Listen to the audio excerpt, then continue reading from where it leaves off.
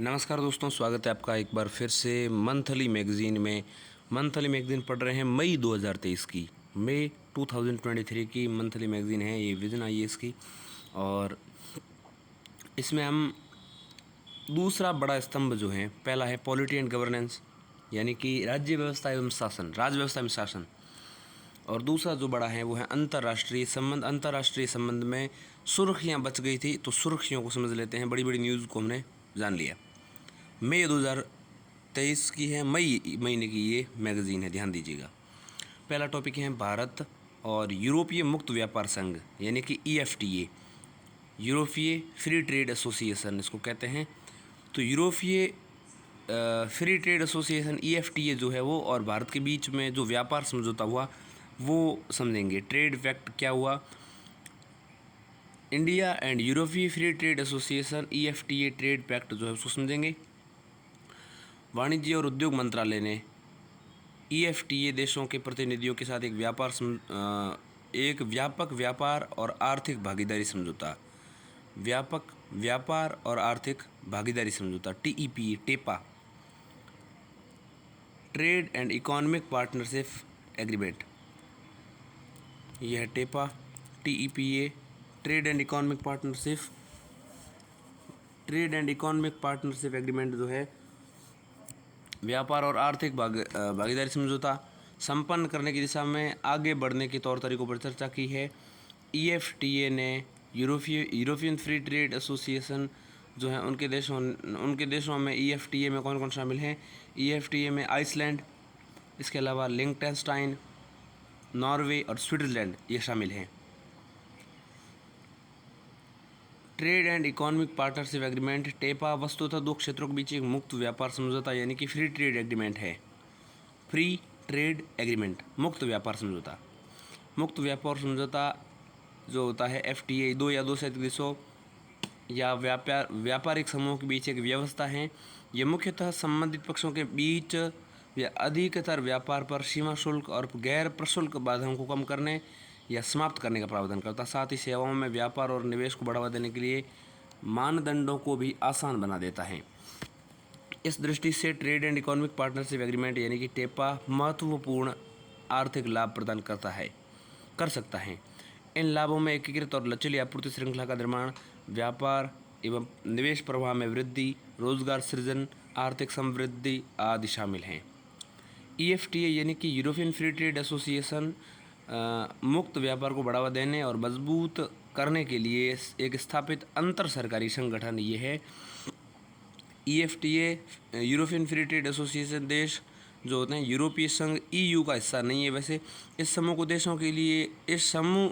को ऐसे देशों के एक विकल्प के रूप में स्थापित किया गया था जो यूरोपीय संघ में शामिल नहीं होना चाहते थे।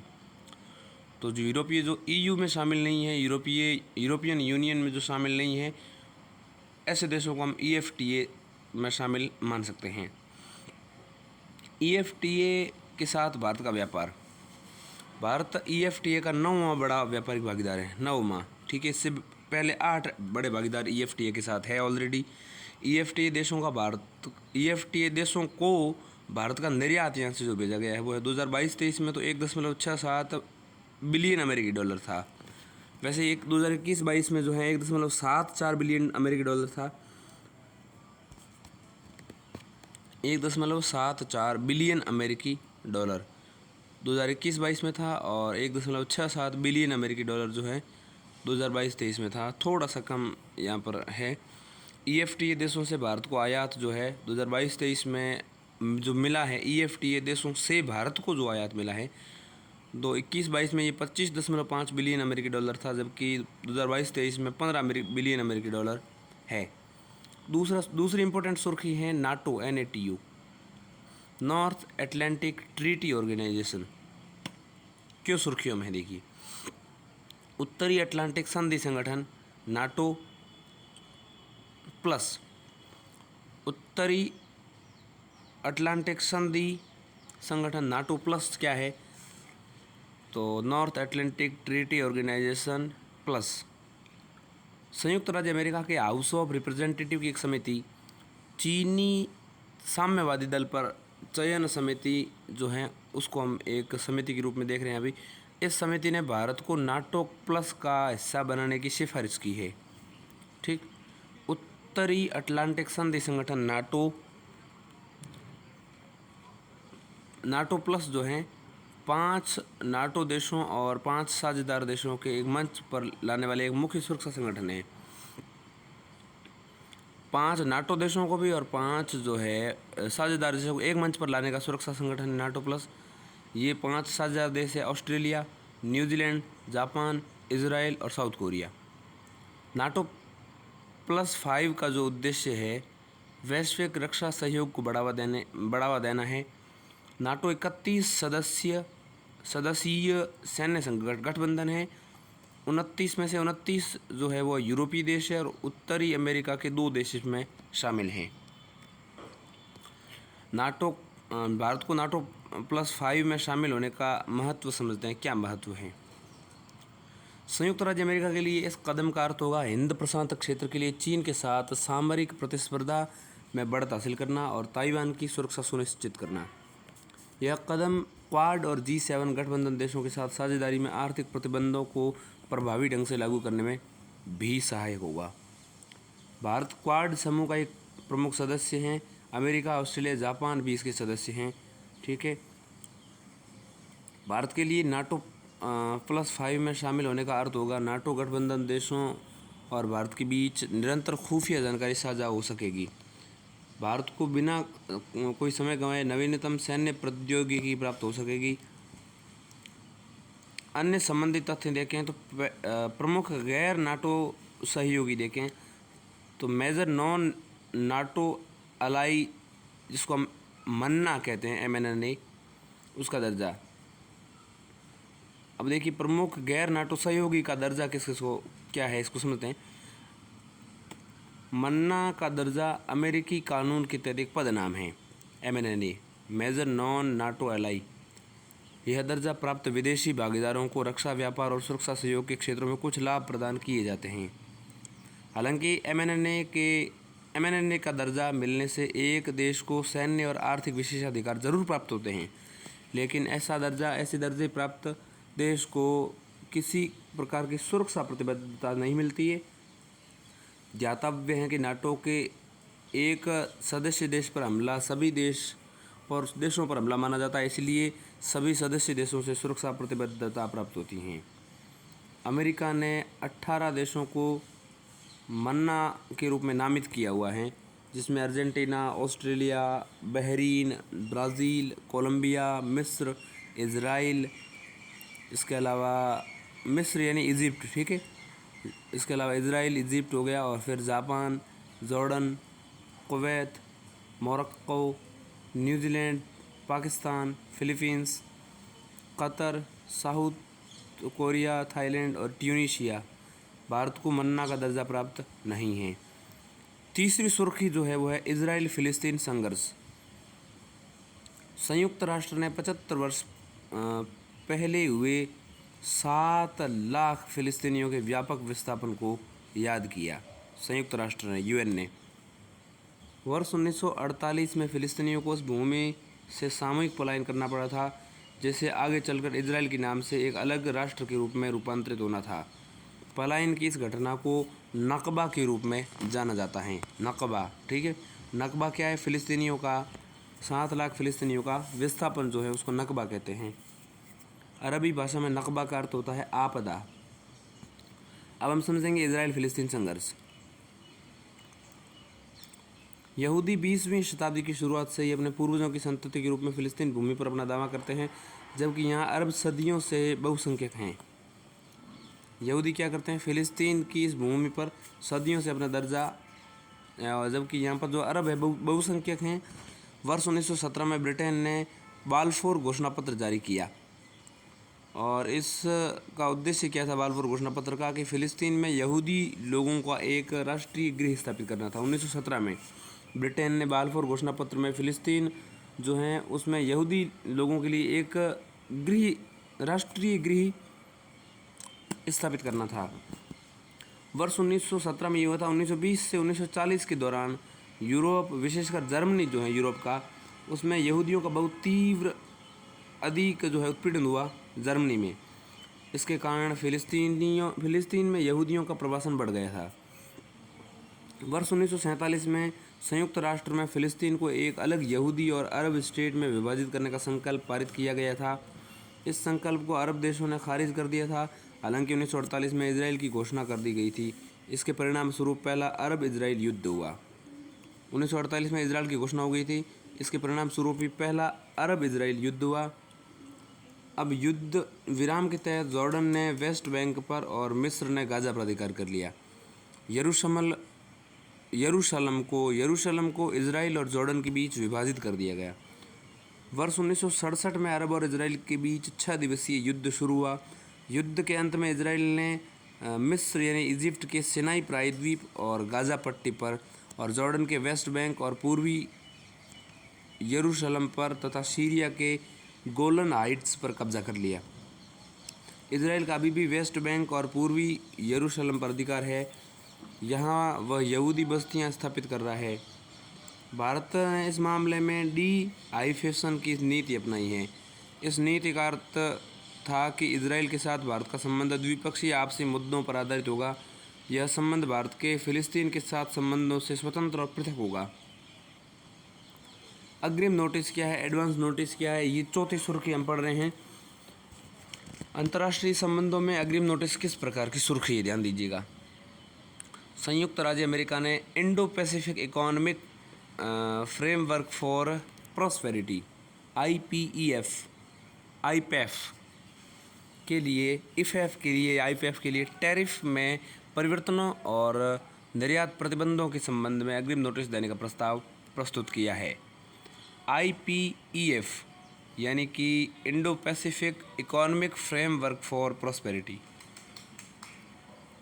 Indo Pacific economic framework for prosperity IPF America के नेतृत्व वाला एक आर्थिक समूह है। Indo Pacific economic framework for prosperity एक आर्थिक समूह है। इसमें भारत सहित 14 देश साझेदार देशों शामिल हैं। IPEF में भारत भी शामिल है। ये देश वैश्विक सकल घरेलू उत्पाद के 40% वैश्विक सकल घरेलू उत्पाद ग्रॉस डोमेस्टिक प्रोडक्ट्स जो है GDP जो है वैश्विक GDP के 40% और वैश्विक वस्तुओं और सेवाओं के व्यापार के 28% का प्रतिनिधित्व IPEF या IPEF जो भी कह दो आप क्या करते हैं, जिसको हम Indo Pacific economic framework for prosperity कहते हैं। IPEF या IPEF निम्नलिखित 4 स्तंभों पर आधारित हैं। सबसे पहला व्यापार, दूसरा आपूर्ति श्रृंखला, तीसरा स्वच्छ ऊर्जा, विकार्बनीकरण और अवसंरचना, और चौथा है कर व भ्रष्टाचार रोकथाम। पहला व्यापार है, दूसरा आपूर्ति श्रृंखला है, तीसरा स्वच्छ ऊर्जा, विकार्बनीकरण और अवसंरचना है, और चौथा कर व भ्रष्टाचार रोकथाम है। IPEF या IPEF के सदस्यों को सभी 4 स्तंभों में शामिल होने की आवश्यकता नहीं है। भारत IPEF के व्यापार स्तंभ में शामिल नहीं हुआ है। आपूर्ति श्रृंखला प्रणाली के अंतर्गत अमेरिका ने प्रस्ताव दिया है कि IPEF सदस्यों को अपने आयात टैरिफ में किसी प्रकार का परिवर्तन करने या निर्यात पर प्रतिबंध लगाने से पहले अग्रिम नोटिस देना चाहिए। अग्रिम नोटिस देने से क्या लाभ है, ध्यान दीजिएगा। अप्रत्याशित कदम उठाए जाने की संभावना कम हो जाती है, बदलाव के अनुरूप व्यवस्थित होने के लिए समय मिल जाता तथा व्यापारिक साझेदार देशों को कम नुकसान उठाना पड़ता है। यह कदम निर्यात प्रतिबंधों के खिलाफ रक्षोपाय प्रदान करेगा, अन्यथा ये प्रतिबंध किसी देश के व्यापक आर्थिक संकेतों पर नकारात्मक प्रभाव डाल सकते हैं। अग्रिम नोटिस से जुड़ी चिंताएं देखते हैं। इससे व्यापार में बाधा पैदा होगी और अनुचित लाभ प्राप्त करने का मार्ग प्रशस्त होगा। इसके अलावा अग्रिम नोटिस देने की स्थिति में टैरिफ और प्रतिबंध लगाने वाले देश को IPEF के साझेदार देशों के दबाव में आकर इसे टालना पड़ सकता है। यह स्वतंत्र टैरिफ नीति का अनुपालन करने की सदस्य देशों की शक्तियों को भी सीमित करता है। भारत ने अमेरिका के इस कदम पर चिंता प्रकट की है और कहा है कि इस तरह की व्यवस्था से विश्व व्यापार संगठन WTO के नियमों का उल्लंघन होगा। साथ ही इससे सरकार की नीति निर्माण की संप्रभुता और स्वायत्तता भी प्रभावित हो सकती हैं। 5वीं सुर्खी है बिजनेस रेडी या बी रेडी। ये क्या स्कीम है, क्या प्रोजेक्ट है, इसको समझते हैं। तो बिजनेस रेडी परियोजना यानी कि बी रेडी प्रोजेक्ट विश्व बैंक समूह ने बिजनेस रेडी बी रेडी परियोजना शुरू की है। बिजनेस रेडी परियोजना किसी देश के व्यवसाय और निवेश परिवेश का मूल्यांकन करने की दिशा में अधिक संतुलित और पारदर्शी तरीका प्रस्तुत करती है, साथ ही इसे गतिशील निजी क्षेत्र के रूप में तैयार रूप में प्रस्तुत करती है। बिजनेस रेडी ने वास्तव में विश्व बैंक समूह के पूर्ववर्ती डूइंग बिजनेस प्रोजेक्ट में सुधार लाकर उसकी जगह ली है। विश्व बैंक ने 2021 में ease of doing business report को जारी करना बंद कर दिया है 2021 में। इस रिपोर्ट में चीन, सऊदी अरब, संयुक्त अरब अमीरात और अजरबैजान की रैंकिंग में हेरफेर का आरोप लगा था।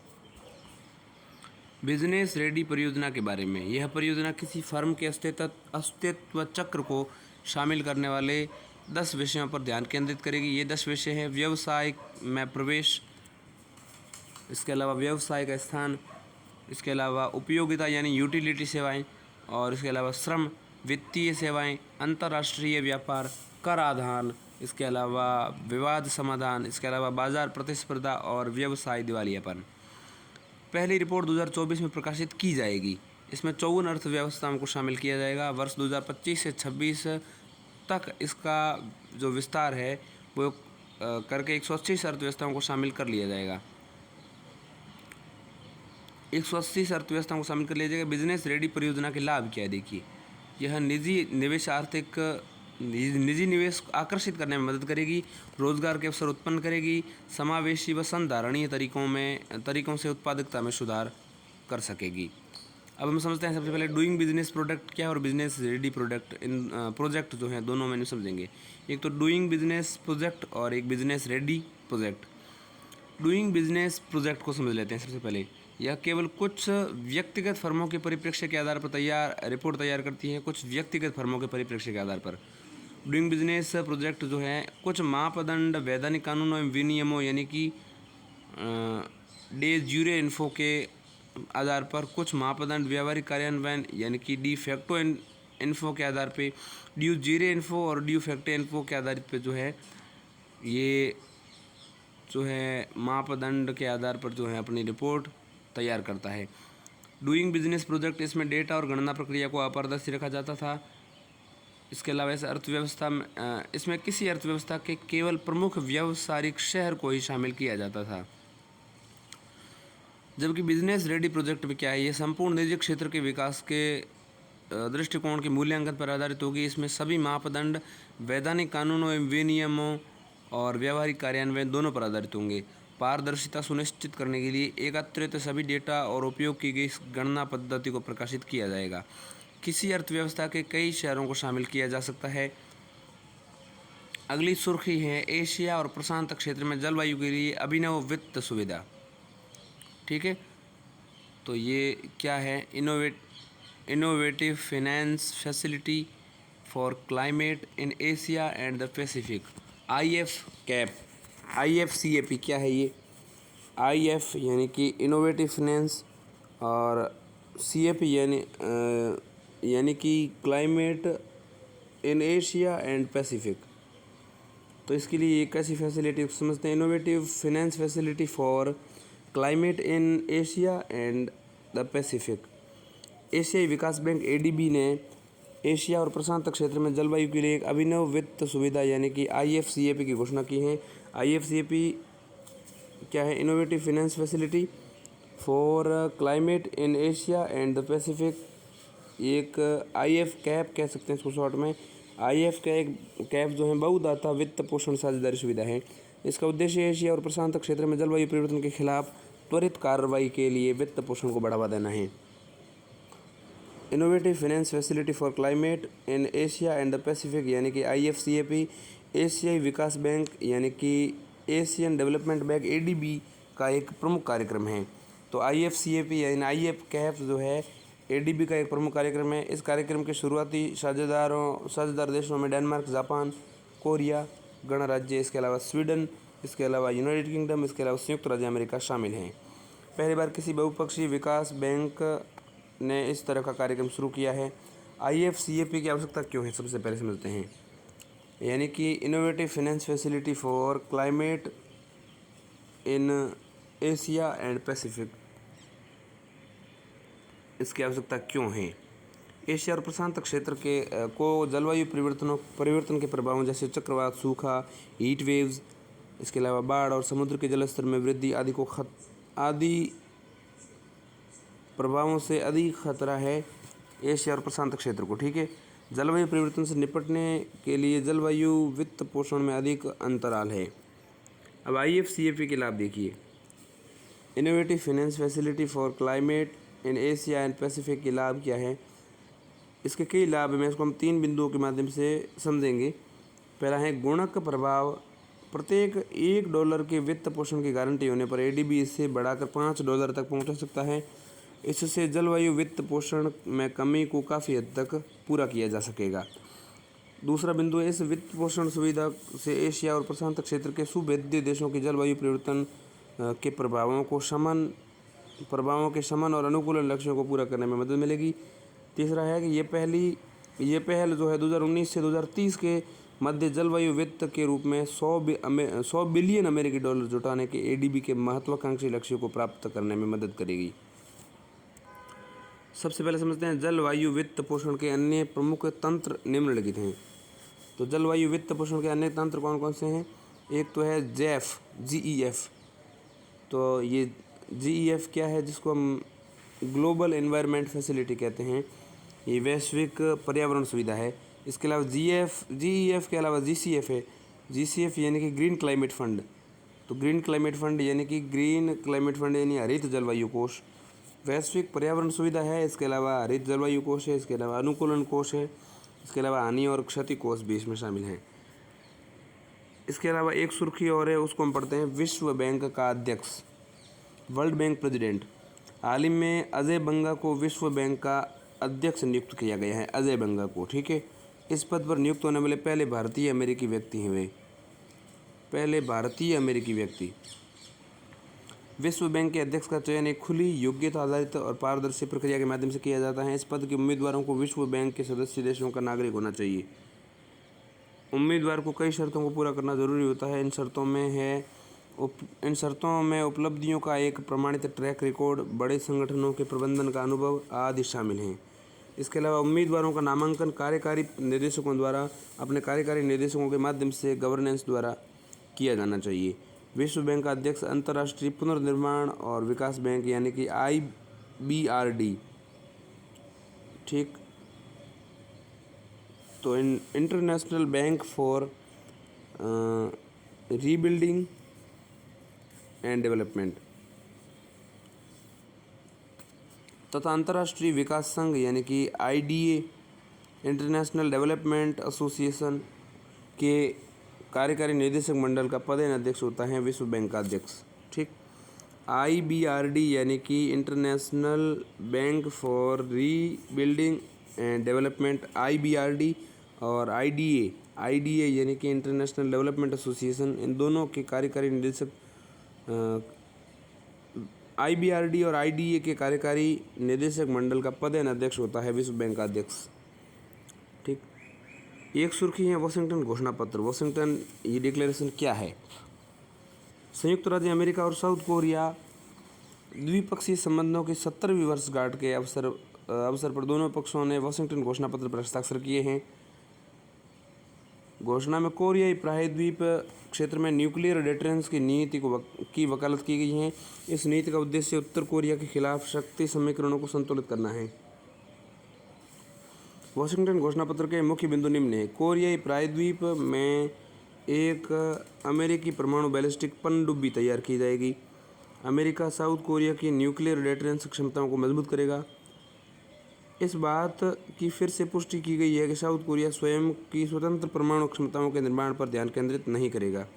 नोट, यह 1994 के वाशिंगटन घोषणा पत्र से अलग है, जिसमें औपचारिक रूप से जॉर्डन और इजराइल के बीच युद्ध की स्थिति को समाप्त किया गया था। वो जो घोषणा पत्र 1994 में हुआ था, वाशिंगटन घोषणा पत्र उसको भी कहते हैं हम, उससे क्या हुआ था, औपचारिक रूप से जॉर्डन और इजराइल के बीच युद्ध की समाप्ति की गई थी। इजराइल और जॉर्डन के युद्ध को रोका गया था 1994 में। वाशिंगटन घोषणा पत्र वो अलग है। ठीक है, तो ये वाशिंगटन घोषणा पत्र जो है अभी का है।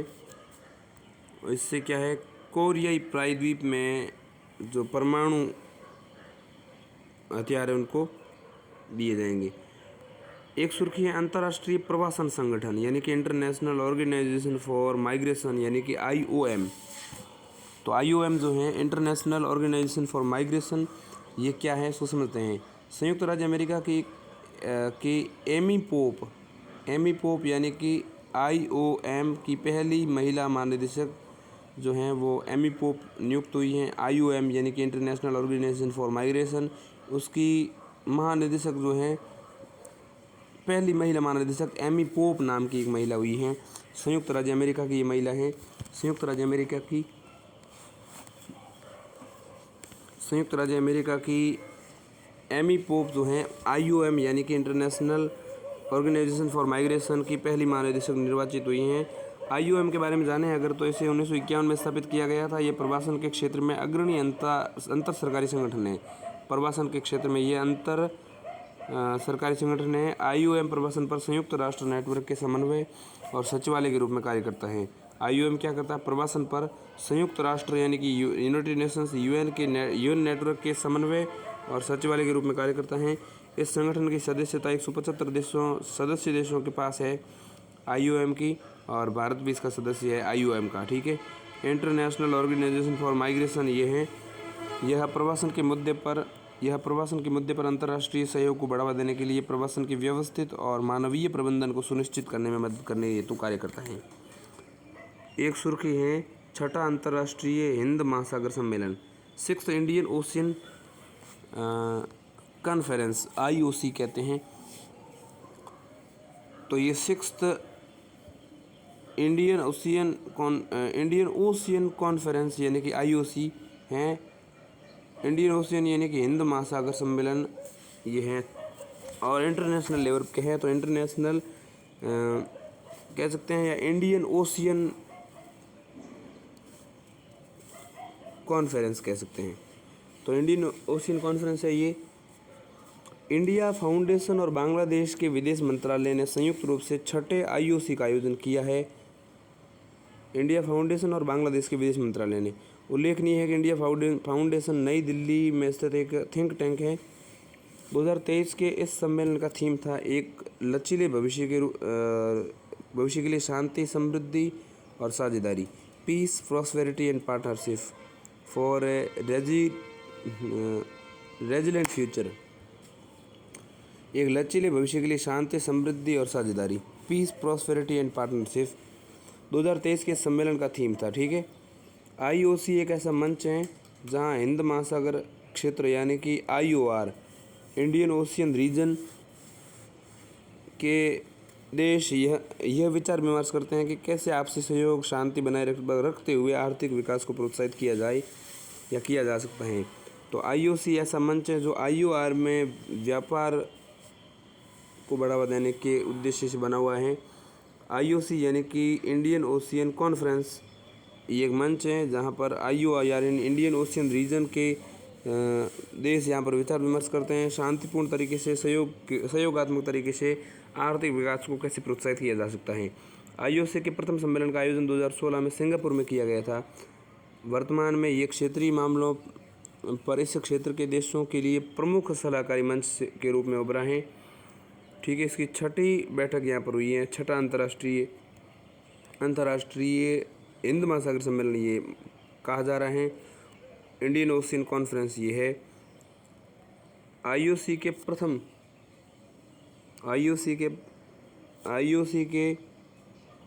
प्रथम सम्मेलन का आयोजन 2016 में किया गया, जैसे मैं बता चुका हूँ।